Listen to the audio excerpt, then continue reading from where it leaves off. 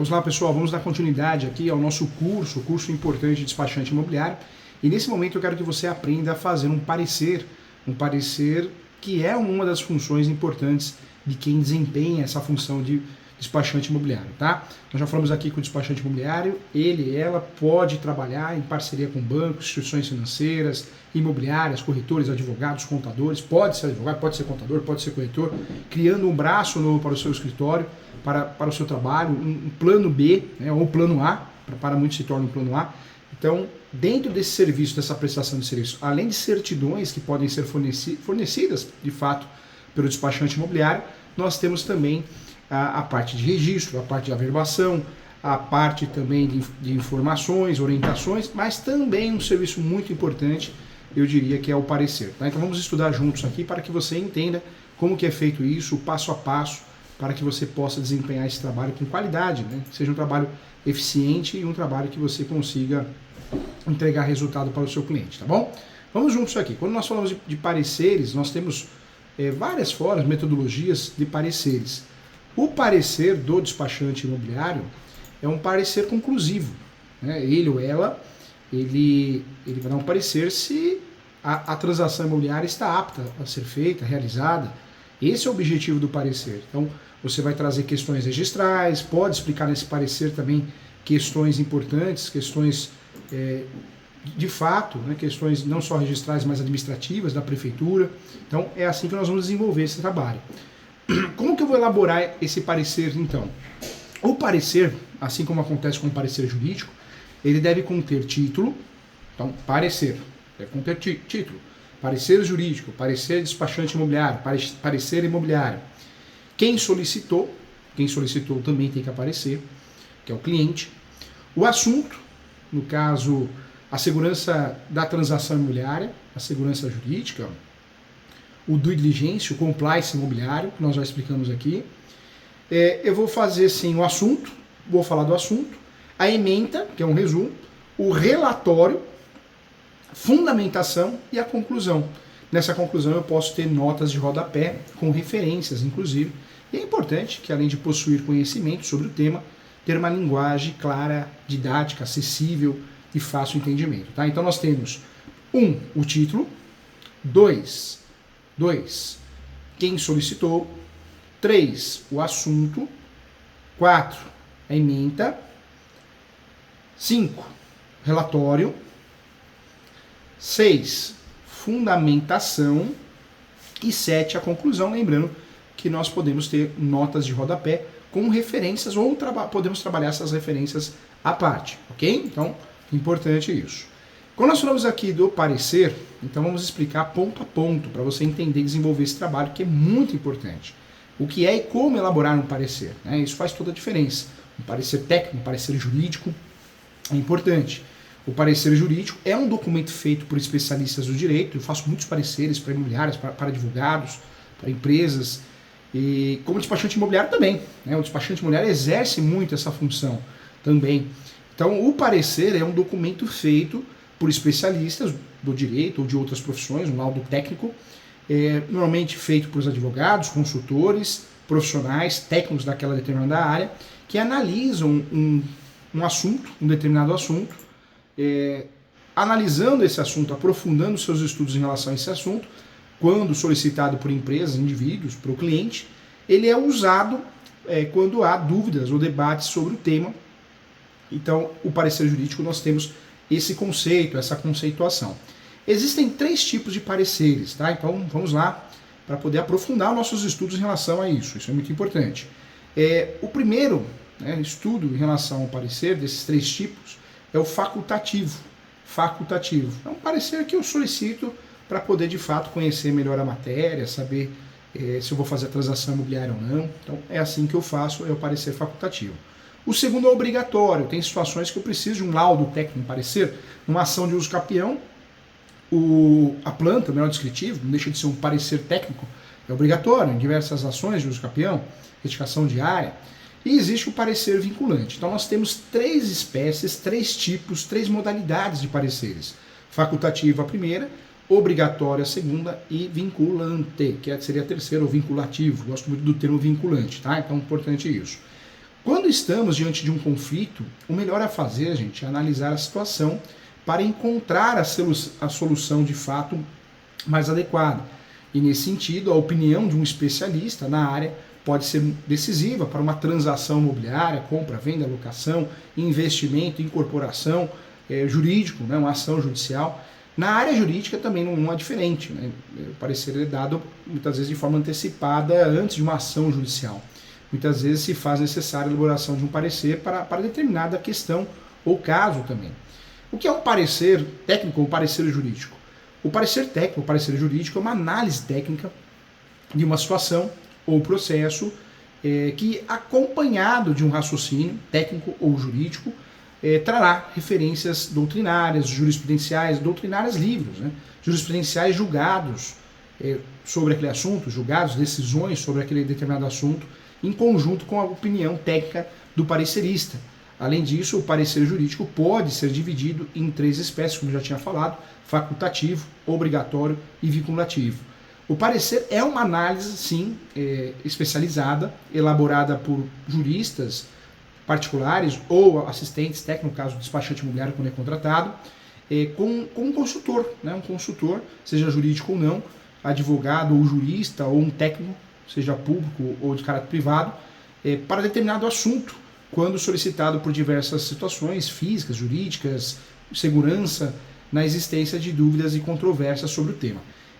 Nós temos então essa divisão, o parecer facultativo, obrigatório e vinculante. Vamos nos aprofundar em relação a esses estudos, tá? Isso é muito importante. O parecer facultativo, gente, ele ocorre quando o parecer jurídico ou parecer técnico é solicitado por um particular, no caso o despachante imobiliário, ou um órgão sem que haja determinação legal para a sua requisição. Também não há obrigatoriedade do solicitante em arcar com a opinião do parecerista, né? Acatar, para ficar mais didático ainda, não há. Assim como um juiz não é obrigado a seguir o perito, né? De certa forma, a seguir o laudo técnico do perito. Ele pode dar uma decisão contrária. Tanto é que tem um nome, né? O princípio do livre convencimento. Quando nós falamos do parecer facultativo, não é obrigatório, não há obrigatoriedade do solicitante atacar a opinião, acatar de fato, né? Não é atacar no sentido de atacar, mas acolher a opinião do parecerista. Já no parecer obrigatório, o que eu trago para você? O parecer obrigatório, ele é obrigatório, como o próprio nome diz, e acontece quando há norma que determina a sua solicitação. Nós temos diversos exemplos, e eu trago um exemplo: o rito licitatório, né? Previsto no artigo 98, parágrafo único da Lei 8.666 de 93, que tem como objetivo evitar defeitos que provocam nulidades no processo licitatório. Nesse caso, gente, o parecer obrigatório como requisito, mas também não é obrigatório quanto ao seu acolhimento, tá? Então, também é importante explicar isso. Outra situação importante, outra classificação, o parecer vinculante, né? Esse parecer ele ocorre, além de ser obrigatório, ele vincula o solicitante a segui-lo, né? Citamos como exemplo os pareceres da Advocacia Geral da União, que são submetidos à aprovação da Presidência da República, Lei Complementar 73 de 93, artigo 40, parágrafo 1º, que são vinculados toda a administração pública federal. Então é o chamado parecer vinculativo. Esse parecer, sim, ele é obrigatório, ele vincula o solicitante a segui-lo, e o grande exemplo que eu trago é o parecer da Advocacia Geral da União, que são submetidos à aprovação do Presidente da República, mas são vinculativos, né? Temos também como exemplo o parecer AM06, ficou muito conhecido, que acabou com o sigilo bancário em operações de crédito com recursos públicos, também um parecer ficou muito conhecido. E esse parecer pode ser elaborado por advogados, procuradores, assessores, consultores jurídicos, consultores técnicos de órgãos da administração pública também. Uma dúvida muito comum: qual a finalidade de um parecer jurídico, né? E a finalidade do parecer jurídico é trazer clareza sobre um determinado assunto ou processo, pois vai analisar os fatos, efeitos, normas e validades jurídicas do caso concreto. No caso do despachante imobiliário, vai analisar questões imobiliárias, segurança jurídica da transação imobiliária, do negócio imobiliário. E, por fim, irá apresentar uma solução, um panorama para a questão. Então, no parecer, eu vou analisar os fatos, eu vou analisar os efeitos, as normas que existem sobre aquele assunto e validades jurídicas do caso concreto, tá? Então é assim que eu vou fazer. Para compreender melhor a questão, também tivemos em 2017 a conhecida reforma trabalhista com a entrada da lei em vigor, que questionou sim muito sobre a sua aplicação nos contratos vigentes.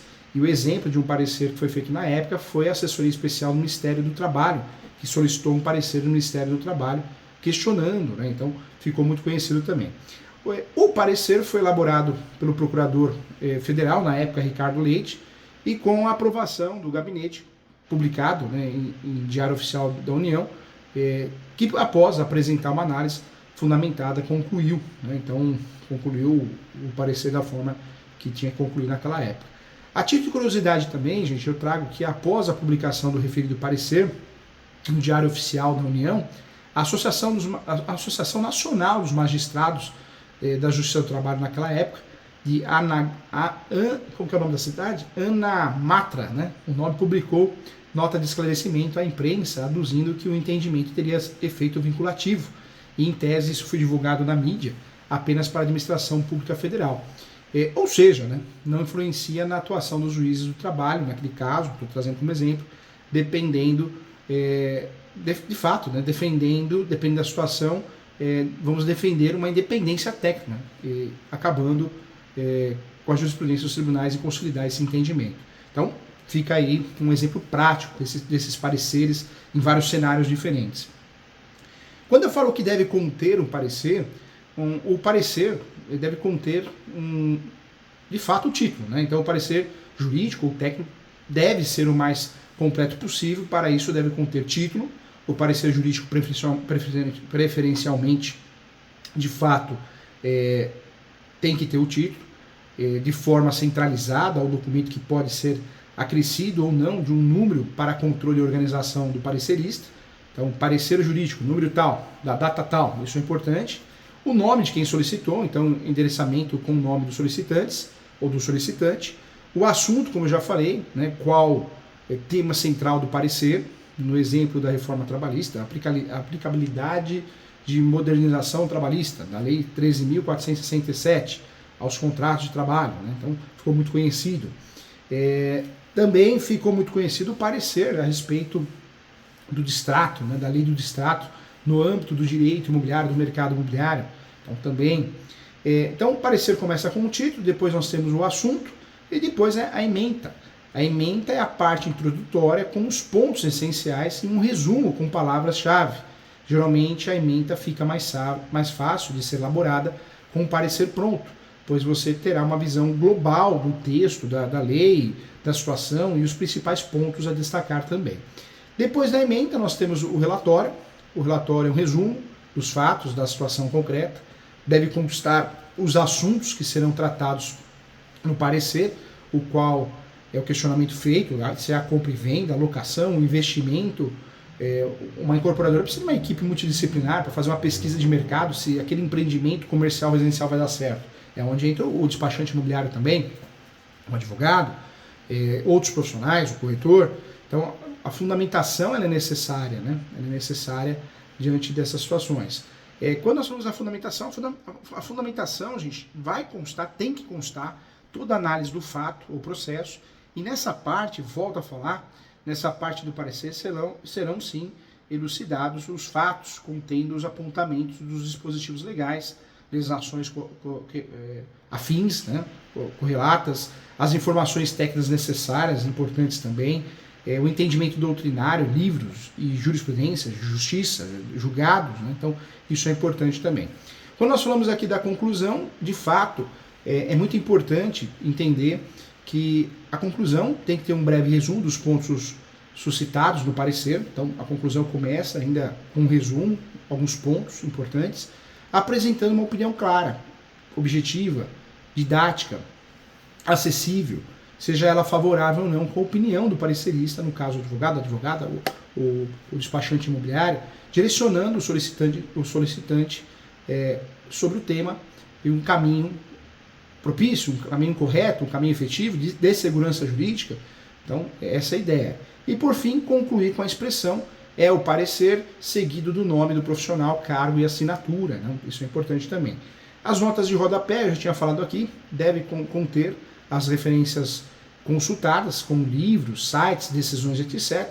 Posso fazer isso no nota de rodapé ou numa referência ou bibliografia, não tem problema nenhum, e isso é evidente. Como fazer um parecer, então, né, seja jurídico, seja técnico? O primeiro ponto é ter um profundo conhecimento sobre o assunto, sobre o tema, estudar. Também estude mais se for preciso, principalmente os pontos controvertidos, os riscos advindo da adoção ou não da conclusão do parecer. É importante ter uma linguagem clara, didática, acessível, de fácil entendimento, fácil compreensão, um português correto, claro. Não é porque o parecer é jurídico ou técnico que precisa ser rebuscado, cheio de termos que atrapalham a leitura, a interpretação, né? Isso interrompe até a fluidez da leitura, a qualidade da leitura, então toma cuidado com isso. De fato, apresente também no parecer entendimentos de livros doutrinários, né, favoráveis e não favoráveis sobre o tema, como tem se consolidado o entendimento jurisprudencial. E, por fim, revise o seu texto, preferencialmente não no mesmo dia que escreveu, porque isso você não consegue achar os erros. Para isso é importante você fazer no dia seguinte, esquecer o assunto e retomar a leitura do zero, com a cabeça tranquila, com uma boa possibilidade de revisão bem feita, de excelência, né? Então isso é importante também. A conclusão, volto a falar aqui, a elaboração de um parecer é de grande responsabilidade, né? Pois ele vai trazer uma questão prática, o sim ou não, o desejo da pessoa vai seguir o parecer ou não. Então nessa análise técnica, que tem que ser feita e bem feita da situação ao processo, acompanhando de um raciocínio técnico ou jurídico, com referências doutrinárias, jurisprudenciais, em conjunto com a opinião técnica do parecerista, que deve ter profundo conhecimento sobre o tema, sobre o assunto. Tá? Então isso é importante também.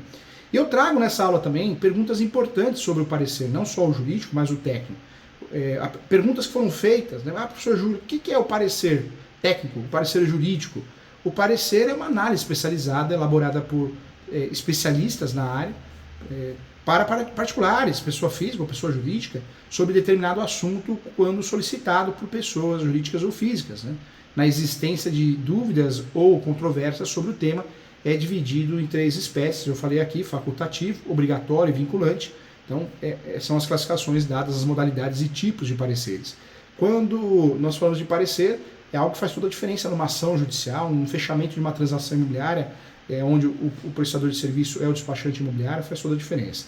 Qual a função de um parecer jurídico, um parecer técnico? Então, a função do parecer jurídico é trazer clareza sobre um determinado ponto, um determinado assunto ou processo, pois vai analisar os fatos, efeitos, as normas, as leis, a validade jurídica do caso concreto e a segurança jurídica do negócio também. Por fim, podemos dizer que ele irá apresentar uma solução, um panorama para a questão. Quando nós falamos de parecer, outra questão importante, acho que a grande dica de ouro, né, que muitas perguntas são feitas, professor Júlio, como que eu faço parecer? Então, eu expliquei aqui, começa com o título, né? O parecer jurídico ou técnico deve conter, o início de tudo é um título, depois aparecer quem solicitou, siga essa regra, usa como um croquis, como um checklist, quem solicitou, traga essa resposta, assunto, qual que é? Ementa, relatório, fundamento, conclusão e a bibliografia, ou você vai usar a bibliografia, as referências em nota de rodapé, fica a seu critério. É importante que, além de possuir conhecimento sobre o tema, ter uma linguagem clara e de fácil entendimento faz toda a diferença. Outra dúvida, né, outro questionamento, qual a diferença do parecer jurídico e do relatório jurídico, ou parecer jurídico técnico ou relatório técnico? Então, o parecer jurídico é uma análise técnica de um determinado processo, que acompanhado de um raciocínio jurídico, traz referências doutrinárias, jurisprudenciais, em um conjunto com a opinião técnica do parecerista. Então, essa é a situação. Os relatórios jurídicos é um resumo, né, um resumo do caso. Por sua vez, envolvem noções estratégicas que têm o intuito de orientar as empresas sobre determinados indicadores, dados, atividades internas, saúde da companhia e até mesmo dos concorrentes. Então, tem um outro objetivo. São ferramentas diferentes, importantes ambas, mas diferentes. Tá? Então, importante saber disso, para que você possa ter sucesso. Então, com muita facilidade, quando nós falamos de pareceres, tanto técnico como jurídico, acho que os maiores segredos, né, são esses, né, para que você possa desempenhar um papel de qualidade nesse parecer. Se você perguntar, professor Júlio, como elaborar um parecer jurídico, um parecer técnico, passo a passo, né, para despachante imobiliário ou qualquer pessoa, advogados, é importante sim seguir essas dicas, esse checklist, para que você faça algo bem feito. Lembrando sempre que um parecer técnico ou jurídico Quem pode elaborar no parecer técnico-jurídico é um especialista, né? Um especialista que conheça a área afim, né? De forma aprofundada. Quando nós falamos de parecer, o que um parecer técnico-jurídico traz e qual a sua função, podemos dizer sim que o parecer é um instrumento técnico que ostenta a análise e a opinião de especialistas de determinada especialidade, né, sobre o tema correlato.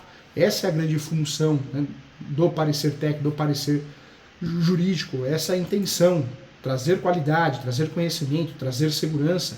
Essa é a dica, essa é a ideia, né? Quando nós falamos de um guia de parecer, eu diria que um guia completo é você saber o que você vai fazer no parecer. Primeiro, pesquisar, trazer essa pesquisa, trazer os fatos, a realidade, a conexão com o caso concreto e trazer as alternativas. Claro que temos aí 3 tipos de pareceres, o facultativo, temos o obrigatório e o vinculante, cada um tem a sua função, mas o parecer tem a principal função, o objetivo de trazer conhecimento a quem contrata. Não só a opinião do parecerista, se sim ou se não, se faz um negócio ou se não faz, mas é importante trazer essa situação. Então, eu volto a falar que a estrutura do parecer desse documento, ela deve ser feita sempre pelo título, onde deve ser escrito parecer jurídico, de forma centralizada ao documento, acrescido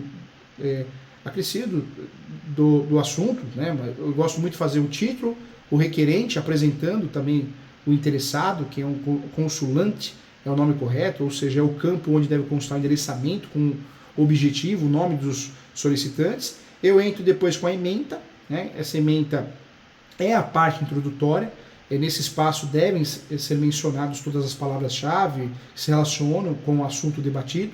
Uma dica é deixar para elaborar esse tópico por último, tá? Eu deixo sempre por último, para a gente não fazer confusão, para que seja possível também incluir todas as expressões mencionadas no documento. Também é recomendado evitar o uso de nomes próprios, né, dispositivos de lei, prefira palavras ou pequenas frases nominais, fica melhor. Também outra dica que eu te dou, outro pulo do gato, né? Em relação ao sumário, esse item é optativo, até nem mencionei no início da aula, no início do curso, não mencionei, mas se você quiser trabalhar com um sumário para ficar mais organizado, você pode, também não interfere em nada, não fere nenhuma regra de nomenclatura, não fere nenhuma regra de metodologia, claro que não, você pode usar sumário não, para quem goste, possa utilizar sim, esse item é facultativo, é optativo, e caso você esteja presente no documento, deve conter a indicação dos tópicos, né, abordados, caso você queira usar o sumário no parecer, você pode fazer isso, embora não seja um elemento obrigatório, é positivo, principalmente em pareceres muito extensos, fica mais organizado. O relatório, eu já tinha falado aqui, que apresenta, né, um resumo sobre a questão a ser abordada.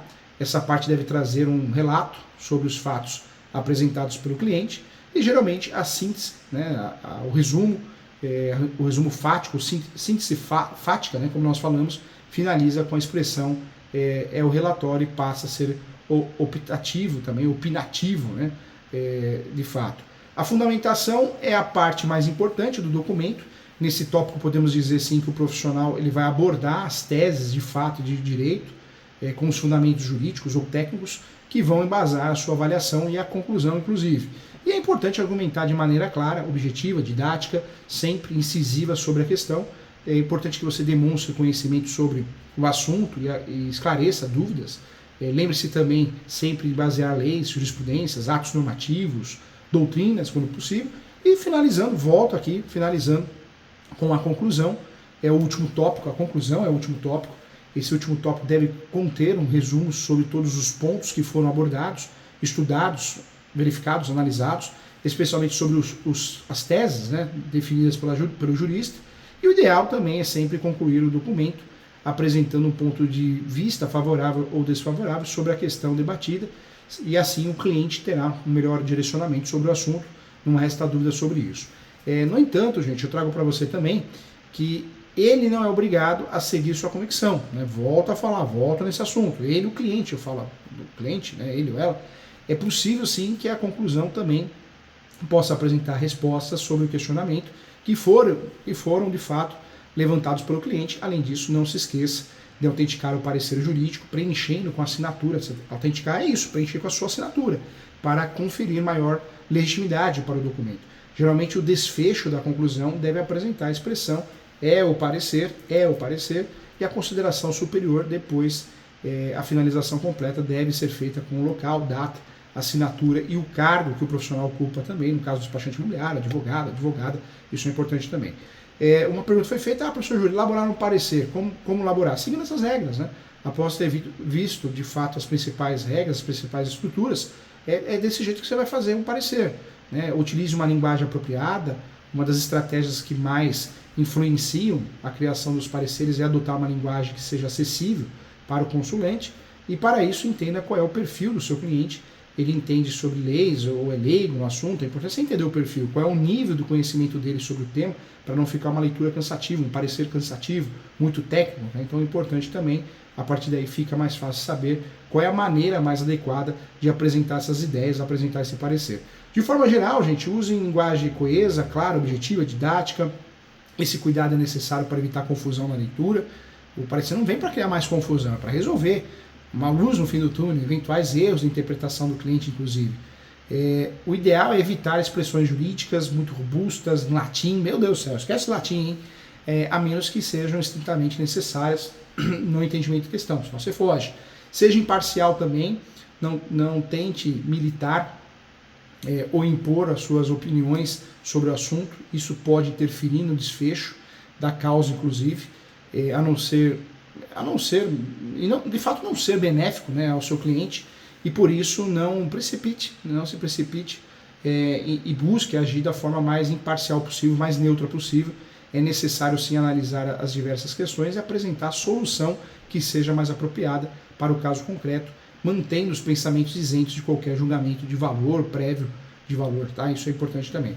Faça revisões constantes antes da entrega final, é importante. Antes de entregar o parecer jurídico, não se esqueça de fazer uma revisão completa, em língua portuguesa, conteúdo, lógica, interpretação. Ter o domínio das regras da língua portuguesa é fundamental, o básico, tem que ter, até mesmo das normas da ABNT, demonstrando profissionalismo e seriedade com o documento. E esse cuidado é uma forma de garantir também que não haja falhas nem erros gramaticais, assim como se certificar que o pensamento está coeso e as ideias estão devidamente estruturadas de fato, né? Isso é importante também. Outra dica que eu trago para você, tenha conhecimento sobre a questão, hein? Se você não tem conhecimento, estude, mas tem que ter conhecimento sobre a questão. Dar o parecer de algo que você não conhece é complicadíssimo, hein? Então não entre nessa linha não. E o que pode ser escrito em um parecer, frequentemente, né, os consultores, quem presta um parecer em busca de quem procura alguém para o parecer, ele quer de fato fatores técnicos, fatores históricos, informações práticas, então isso se leva para o parecer também, tá? Conclusões pessoais, é claro que o parecer ele é conclusivo, mas cuidado da forma que você faz a sua conclusão, tem que fundamentar a sua conclusão. Informações atualizadas, cuidado também, muito perigoso. Outros cuidados que devem ser adotados pelos pareceres, somente iniciar a atuação após o contrato formal dos serviços, se atentar para as regras de incompatibilidade e impedimento, em especial se o consulente for de um órgão público, entregar o parecer de forma formal, sempre por escrito, guardar sigilo, tá, gente, relativo ao parecer elaborado, é importante também, então tudo isso faz a diferença, tá bom? Legal, então agora você está craque sobre o parecer, tenho certeza que você consegue se virar bem. Um grande abraço, fica com Deus e até a próxima.